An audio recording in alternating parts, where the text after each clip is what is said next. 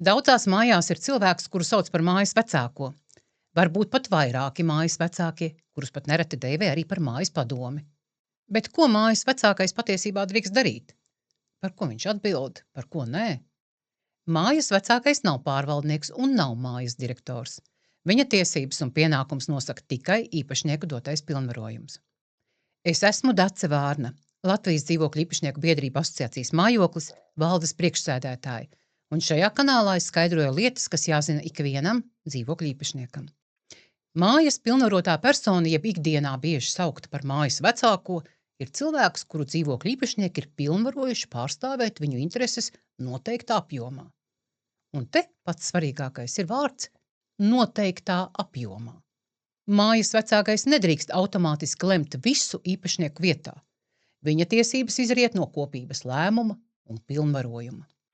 Pilnvarotā persona var būt saziņas tilts starp īpašniekiem un pārvaldnieku, var sekot līdzi pārvaldnieka sniegtai informācijai, pieprasīt dokumentus, organizēt komunikāciju, palīdzēt sagatavot jautājumu sapulcei, pārbaudīt pārskatus un galu galā arī informēt kaimiņus. Bet mājas vecākais nav atbildīgs par visu mājas tehnisko stāvokli tikai tāpēc, ka viņš ir aktīvs cilvēks. Viņš nav atbildīgs par kaimiņu parādiem, un viņš nav atbildīgs par to, ka īpašnieki nebalso.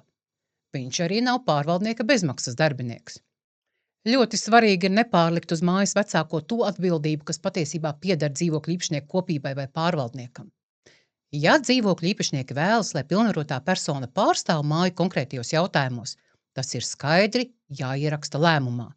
Ko drīkst parakstīt, ko drīkst pieprasīt, kādos jautājumos drīkst komunicēt, vai drīkst saskaņot nelielus darbus un pat līdz kādai summai. Piemēram, mājā ir jānomaina bojātas kāpņu telpas durvis. Labs pilnvarojums nozīmē, ka īpašnieki lēmumā ir noteikuši. Mājas pilnvarotā persona drīkst sazināties ar pārvaldnieku, pieprasīt vismaz 2 cenu piedāvājumus, informēt īpašniekus par izmaksām un arī saskaņot darbu veikšanu, ja summa nepārsniedz, piemēram, 700 eiro. Šādā gadījumā visiem ir skaidrs, ko mājas vecākais drīkst darīt. Viņš neizdomā to pats, nelemj dzīvokļu īpašnieku vietā bez pilnvarojuma un neuzņemas pārvaldnieka pienākumus. Viņš rīkojas tikai tajās robežās, kurus īpašnieki viņam ir devuši. Tātad, labs pilnvarojums nav mājas vecākais dara visu. Nē, labs pilnvarojums ir konkrēts.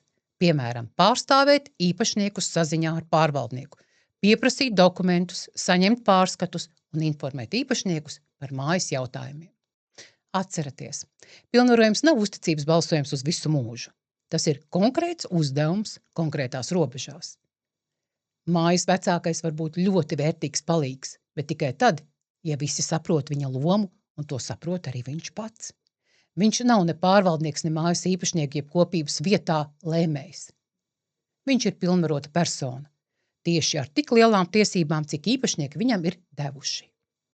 Māja ir demokrātija, un demokrātija sākas brīdī, kad īpašnieki interesējas par to, kas notiek viņa īpašumā. Ja šis video jums bija noderīgs, abonējiet kanālu un komentāros uzrakstat, kādi jautājumi jūs vēl interesē.